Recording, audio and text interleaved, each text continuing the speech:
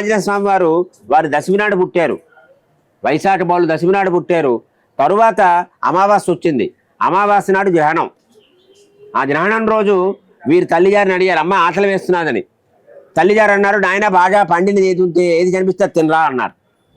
అప్పుడు చూశారు వీరు. చూస్తే ఆయనకేం మామిడి చెట్లు అవే కనిపించలేదుట, తిన్నగా సూర్యుడు కనిపించాట. అమ్మ ఏదో బాగా పండింది, ఎర్రగా ఉంది, ఇది తీసుకుంటారని వెళ్ళిపోయారు. ఆకాశంలో వెళ్ళిపోతున్నారు వారు. వెళ్ళిపోతుంటే ఆ రోజు గ్రహణం.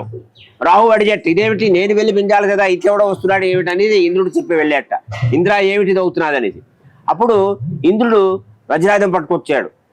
కొంచెం ఏమరపాటుగా ఉన్నారు ఆంజనేయ స్వామి వారు. కొంచెం ఏమరపాటుగా ఉన్నప్పుడు వజ్రాయుధం వేశాడు. పడిపోయారు వారు. పడిపోతే వాయుదేవుడు వచ్చాడు. అయ్యో నా కుమారుడు వాయునందనుడు ఇతన్ని ఇలా చేశారా అని వాయువు స్తంభింపి చేశాడు. వాయువు స్తంభించబోతే ఇంకేమీ లేవు, అన్నీ కూడా జగత్తంతా అంధకార బంధురం అయిపోయింది. గాలి లేదు, ఉచ్ఛ్వాస నిశ్వాసం లేవు. అప్పుడు అందరూ మొరపెట్టుకుంటే బ్రహ్మగారు వచ్చారు. నాయనా ఏమిటి, ఇదో నా కుమారుడు, ఏం పర్వాలేదు, నీ కుమారుడు జీవితుడు అవుతున్నాడని జీవించజేశారు. ఆ అంటే ఈ దవడలది దెబ్బ తగిలింది, అందువల్ల హనుమాన్ అనే పేరు వచ్చింది అని జాంబవంతుడు చెప్తాడు.